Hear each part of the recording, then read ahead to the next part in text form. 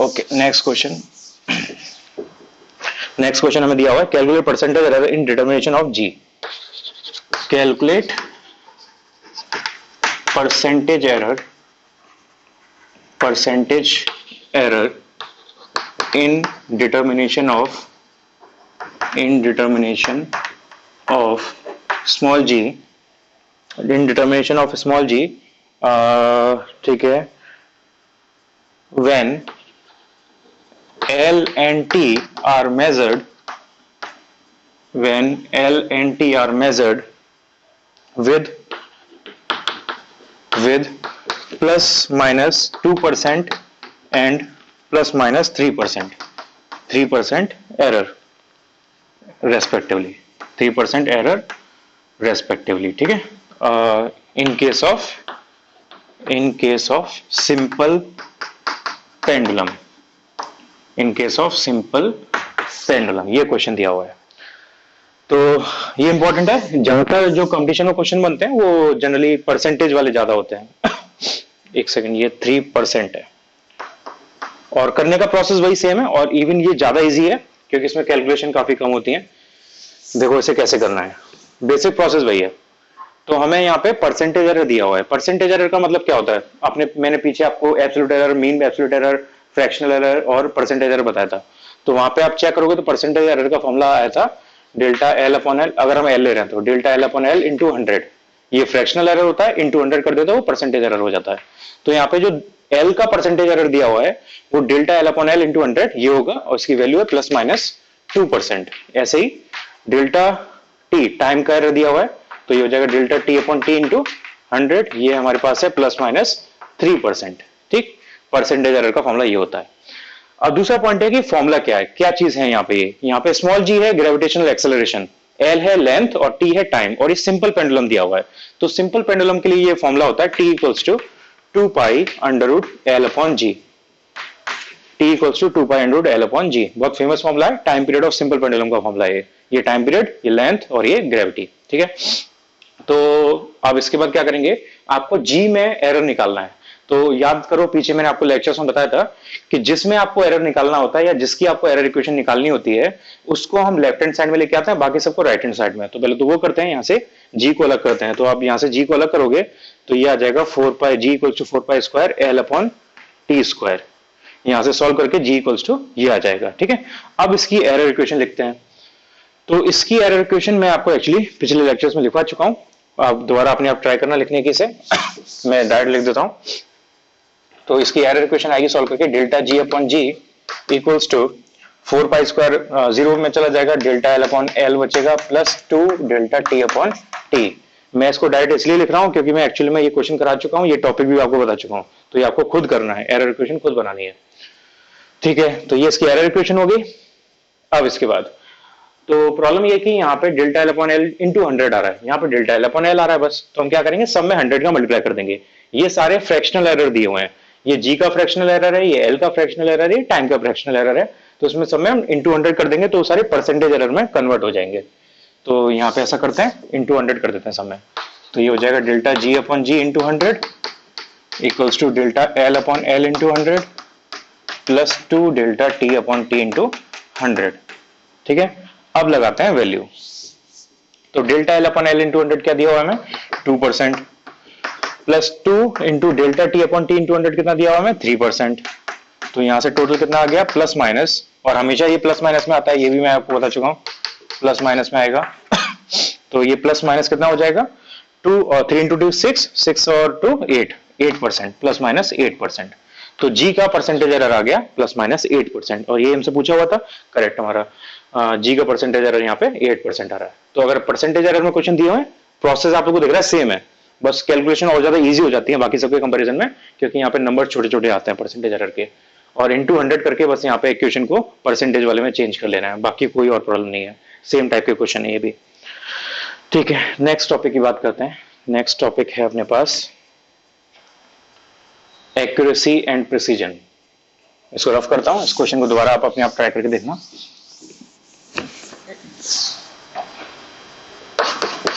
Next topic is accuracy and precision.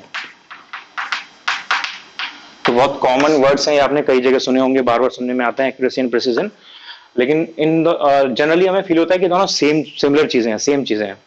आपको ये पता भी है कि डिफरेंट चीजें, तो क्या डिफरेंस है वो समझ में नहीं आता, तो वो हमें समझना है। तो मैं डेफिनेशन पे फिर से बोल रहा हूँ, डेफिनेशन पे नहीं जाऊंगा मैं, डेफिनेशन आप देख सकते हो, बना सकते हो खुद, अगर आपको टॉपिक समझ में आता है तो मैं आपको समझाने की कोशिश करूंगा। तो इसको समझने का बहुत सिंपल सा एक तरीका है। सपोज करो हमारे पास ये वो एम डार्ट है, जिसपे हम डार्ट फेंक के उस पर वो गेम आता है, उस टाइप का ये डार्ट दिया हुआ है। डार्ट में आपने देखा होगा कि डार्ट जो बोर्ड होता है उस पर बहुत सारे सर्कल्स होते हैं। तो ये हमारा सेंटर सर्कल है, एम सर्कल है सपोज, और ऐसे दो केसेस ले लेते हैं, दो केसेस लेते हैं, ठीक है। तो पहले वाले केस में, पहले वाले एक्सपेरिमेंट में जिसने डार्ट फेंके उसके डार्ट्स कुछ इस टाइप से आए, इस टाइप से डार्ट आए, ठीक है। और दूसरे वाले एक्सपेरिमेंट में उसके डार्ट इस टाइप से आए सपोज। और फिर एक और बार उसने एक्सपेरिमेंट किया और एक बार और उसने खेला तो उसके डार्ट कुछ इस टाइप से आए, कुछ इस टाइप से डार्ट्स आए, ठीक है। तो तीन हमने एग्जांपल ले लिए। तो आपको इसमें चेक करना है कि कहां पे एक्यूरेसी ज्यादा है, कहां पे प्रिसीजन ज्यादा है ना। तो इस केस में ना तो एक्यूरेसी ज्यादा है ना प्रिसीजन ज्यादा है। पहले मैं समझा देता हूं। एक्यूरेसी का मतलब क्या होता है? एक्यूरेसी का मतलब है कि आपकी measured value is how much closer to the actual value. तो आपने जो वैल्यू मेजर करी या आपने जो अचीव किया, आपने जहां पे एम डाला, तो वो एक्चुअल जहां पे जाना चाहिए था या जो वैल्यू हमें एक्चुअल में मेजर करनी थी उसके कितना क्लोज है। तो यहाँ पे हमारा एम क्या था कि हमारा जो डार्ट है वो यहां पर आए, ठीक है। तो इसके अगर बहुत क्लोज आएगा तो उसका मतलब एक्यूरेसी हाई होगी, इसके जितना दूर जाएगा एक्यूरेसी इतनी लो होगी। एक्सपेरिमेंट वाइज बात करें तो आपको कोई क्वांटिटी मेजर करनी है, उसकी एक्चुअल वैल्यू है 2 और आपकी वैल्यू आती है 1.9 के आसपास, तो आपकी एक्यूरेसी हाई मानी जाएगी। अगर आपकी वैल्यू आती है 4.6 के आसपास तो आपकी एक्यूरेसी लो हो जाएगी, ठीक है। तो एक्चुअल वैल्यू के कितना क्लोज आ रहा है, तो वो हमारा जो होता है वो एक्यूरेसी डिफाइन करता है। जितना ज्यादा क्लोज आएगा उतनी ज्यादा हाई एक्यूरेसी होगी। ये हो गया एक्यूरेसी। प्रिसीजन क्या है? प्रिसीजन का मतलब है कि आपने नंबर ऑफ एक्सपेरिमेंट्स किए, है ना, नंबर ऑफ एक्सरसाइजेस की, और उसमें आपकी जो वैल्यूज आ रही हैं वो एक दूसरे के कितने क्लोज हैं, आपकी जो डिफरेंट डिफरेंट वैल्यूज आई वो एक दूसरे के कितने क्लोज हैं, दैट इज कॉल्ड प्रिसीजन। तो आपने सपोज करो पहली बार एक्सपेरिमेंट किया तो आपकी वैल्यू आई 1.9, दूसरी बार एक्सपेरिमेंट किया तो आपकी वैल्यू आई 1.91, तीसरी बार किया 1.90, ऐसे वैल्यू आई आपकी। तो यहां पर बोला जाएगा कि आपकी एक्यूरेसी, आपका जो प्रिसीजन है वो हाई है, वो अच्छा है। अगर आपने दोबारा एक्सपेरिमेंट किया, आपकी वैल्यू आई 1.9 पहली वैल्यू, दूसरी वैल्यू आई 1.2, तीसरी वैल्यू आई 4.6, तो यहां पे आपकी वैल्यू एक दूसरे के आसपास नहीं आ रही, तो यहां पे आपको बोला जाएगा कि आपका प्रिसीजन इज लो। तो प्रिसीजन का मतलब होता है कि आपकी खुद की measured values is how much closer to each other. What is your least count, basically ये लीस्ट काउंट पर डिपेंड करती हैं कि कितना डिफरेंस कम है आपकी खुद की वैल्यूज के बीच में, वो होता है प्रिसीजन। और एक्यूरेसी का मतलब मैंने आपको पहले बताया कि एक्चुअल वैल्यू के कितना क्लोज पहुंचे हो आप, वो आपकी एक्यूरेसी होती है। तो इन तीनों डायग्राम में देखते हैं कहां पे एक्यूरेसी और प्रिसीजन का कैसा नेचर है। तो यहाँ पे देखो जितने भी हमने एक्सपेरिमेंट किए उसमें सिर्फ एक की एक्यूरेसी थोड़ी अच्छी है, बाकी सबकी एक्यूरेसी खराब आई है, तो जनरल एक्यूरेसी इसकी लो हो गई। तो यहाँ पर ये लो एक्यूरेसी है, लो एक्यूरेसी ओवरऑल बात कर रहा हूं मैं, ठीक है। और प्रिसीजन, ये जो वैल्यूज आई हैं वो एक दूसरे के आसपास नहीं आ रही, वो बहुत वेरी कर रही हैं वैल्यू एक दूसरे से, तो यहाँ पर प्रिसीजन जो है वो भी लो है। तो ये लो एक्यूरेसी एंड लो प्रिसीजन का एक्सपेरिमेंट हुआ, ठीक। इसके बाद इसको देखते हैं, यहाँ पे जहां पे वैल्यूज आनी चाहिए थी वहीं पे उसके आसपास आ रही हैं, इसका मतलब एक्यूरेसी हाई है आपकी, और वैल्यूज एक दूसरे के भी करीब आ रही हैं, इसका मतलब प्रिसीजन भी आपका हाई है। तो यहाँ पे high accuracy and high precision, ये इस टाइप का एग्जांपल है, high accuracy and high precision, ठीक है। अब तीसरा वाला केस देखो, तीसरे वाले केस में जहां पे वैल्यू आनी चाहिए थी वहां पे नहीं आ रही, उससे दूर आ रही है, तो आपकी एक्यूरेसी अच्छी नहीं है। ओके, अभी हमने एक्यूरेसी एंड प्रिसीजन की बात करी। एक्यूरेसी क्या होता है, प्रिसीजन क्या होता है, एरर चैप्टर चल रहा है हमारा, उसके अंदर एक्यूरेसी क्या होता है, प्रिसीजन क्या होता है, ये मैंने आपको समझाया था। नेक्स्ट हमारा टॉपिक है एरर चैप्टर के अंदर significant figures. Significant figures,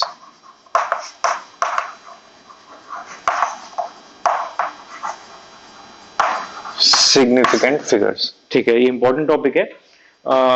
significant figures का मतलब क्या है, इसके नाम से थोड़ा सजेस्ट हो रहा है क्या चीज है, सिग्निफिकेंट, जिनका कोई सिग्निफिकेंस है वो फिगर्स। फिगर्स का मतलब डिजिट्स।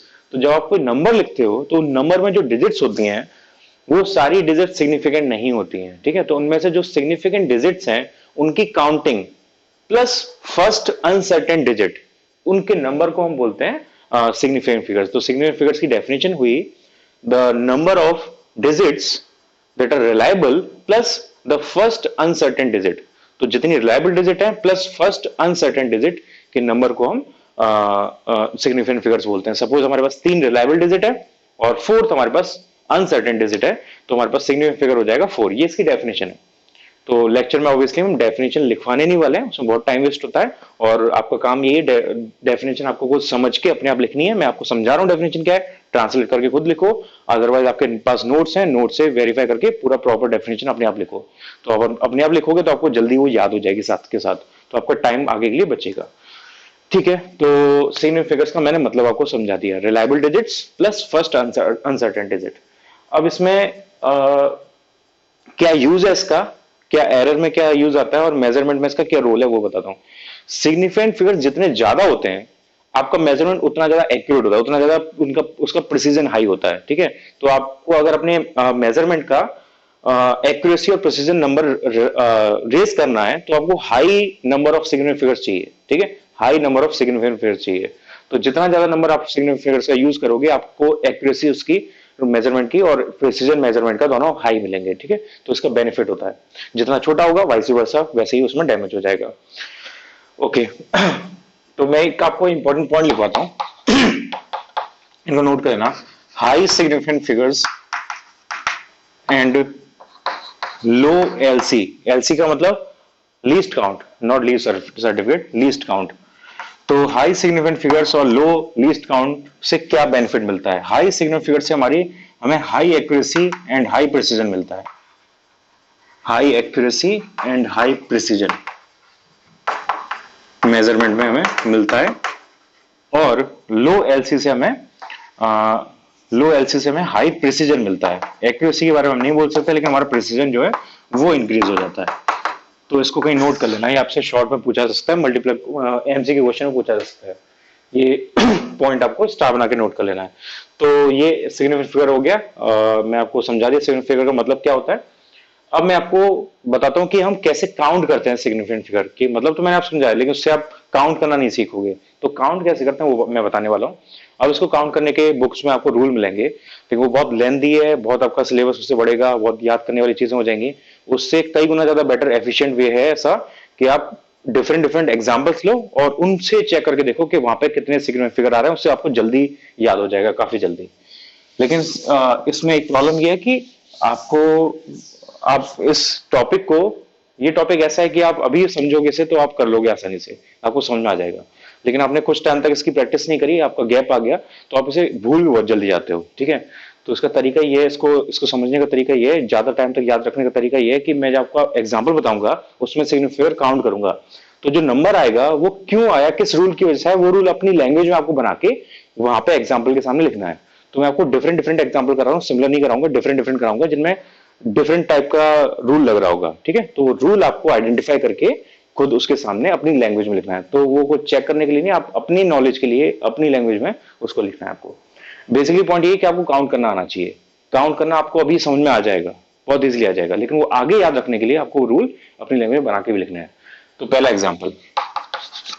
एग्जाम्पल है हमारे पास, अगर कोई सिंपल नंबर दिया है, बिना डेसिमल के बिना कुछ के सिंपल नंबर दिया है, कोई पावर नहीं है, कोई डेसिमल नहीं है, कुछ नहीं, तो यहाँ पे सिग्निफिकेंट फिगर्स सारे होते हैं, जितने भी डिजिट्स यहाँ पे लिखी हुई हैं सारी काउंट होती है सिग्निफिकेंट फिगर्स में। रूल नंबर 1 ये है। ठीक है, अगर कोई डेसिमल नहीं है, कोई पावर नहीं है, 10 की पावर नहीं है, कुछ भी नहीं है, तो सारे नंबर सारे डिजिट जो है वो काउंट होंगे इन सिग्निफिकेंट फिगर। तो यहाँ पे सिग्निफिकेंट फिगर आ जाएंगे कितने, सारे, यानी 4 सिग्निफिकेंट फिगर्स होंगे। ठीक है, एग्जाम्पल 1। एग्जाम्पल 2 में दिया है 1007।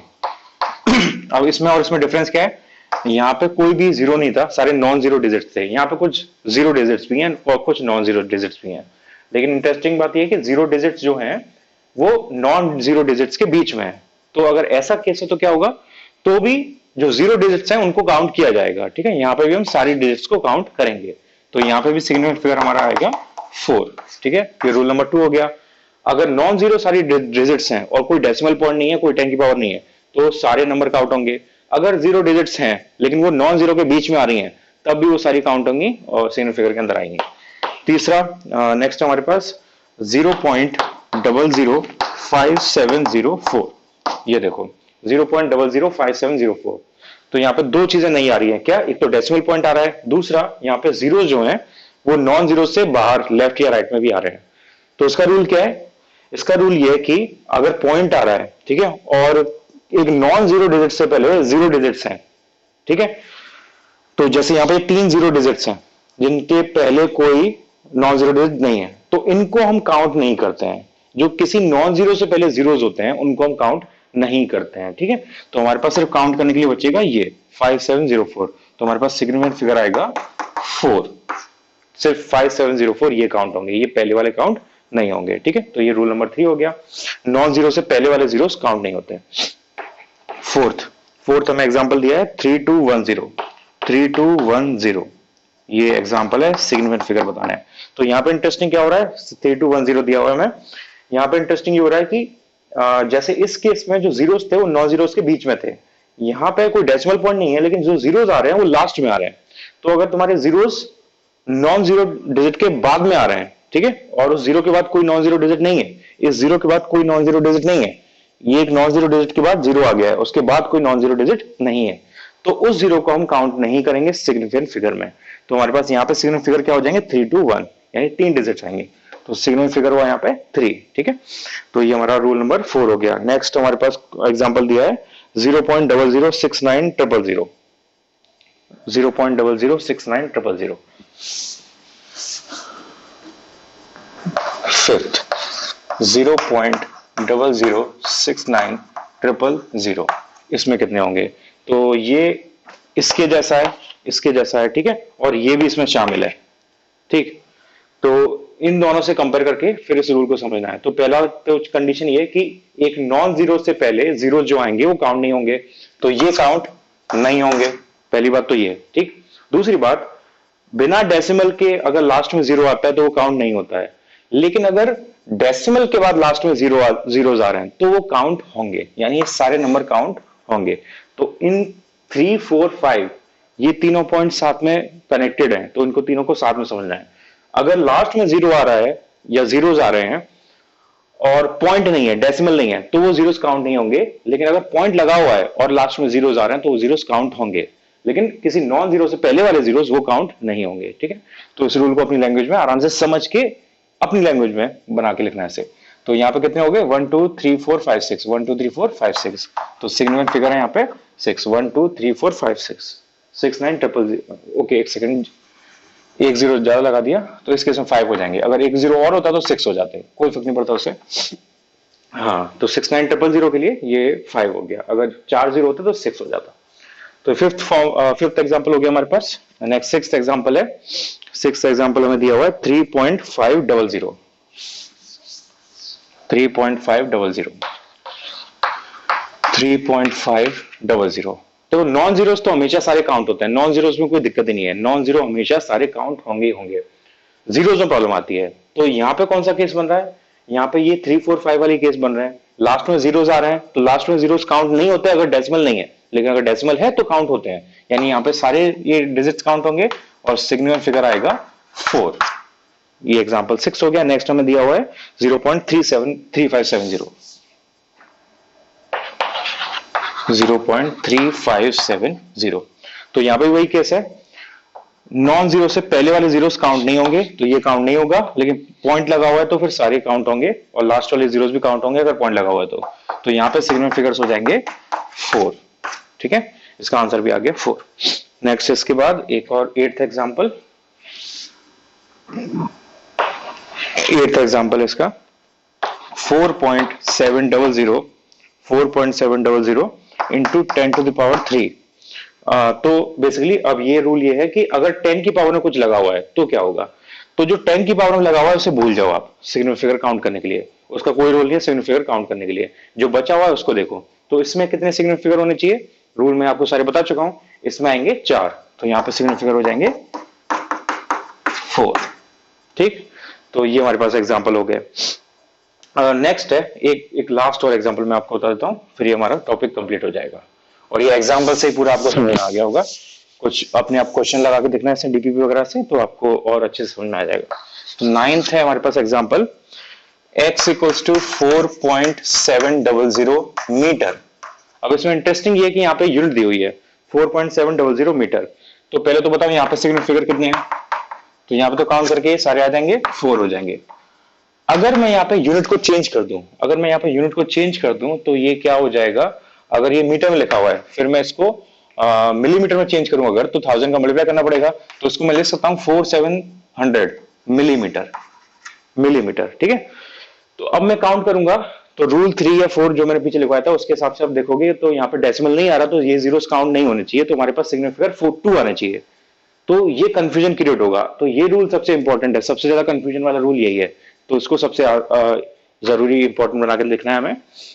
हाँ, तो रूल क्या है कि अगर आपको ओरिजिनली किसी यूनिट में कोई क्वांटिटी दी है, आपने उसमें काउंट कर लिए फिगर्स इतने आ गए, ठीक है, फिर आपने उनको यूनिट को चेंज कर दिया, तो यूनिट को चेंज करोगे तो नंबर चेंज हो जाएगा, नंबर चेंज होगा तो सिग्निफिकेंट का वैल्यू चेंज होना चाहिए, लेकिन रूल ये है कि वो चेंज नहीं होगा।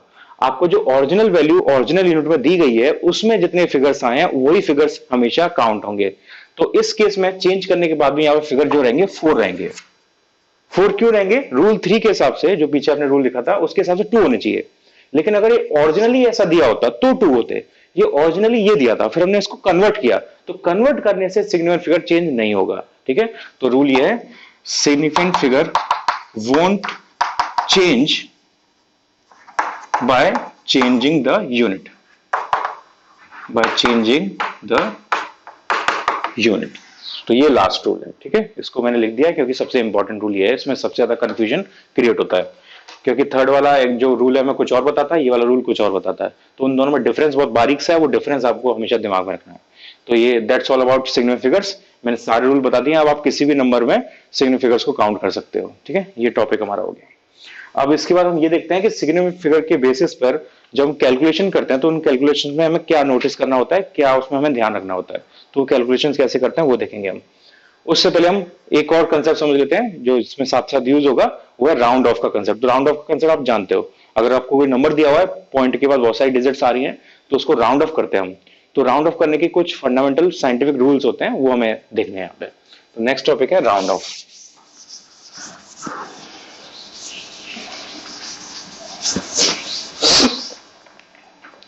तो राउंड ऑफ में भी मैं यही करने वाला हूं, मैं आपको एग्जांपल्स बताऊंगा और एग्जांपल से आपको रूल समझ के अपनी लैंग्वेज में रूल को लिखना है, ठीक है, क्योंकि उसमें जनरली ये नहीं पूछा जाएगा, बहुत कम पूछा जाता है कि आप रूल्स लिखो, उसके पूछा जा सकता है बोर्ड वगैरह में, लेकिन बहुत रेयर चांस है उसके, मेनली आपको क्वेश्चंस में उसको यूज करना होता है, तो आपको लगाना आना चाहिए। बाकी तो अगर आपको समझ में आता है तो रूल बना के आप लिख भी सकते हो, लेकिन फिर भी आप अभी नोट्स में अपने आप लैंग्वेज में उसको समझ के लिखना जरूर। तो नेक्स्ट टॉपिक है राउंडिंग ऑफ।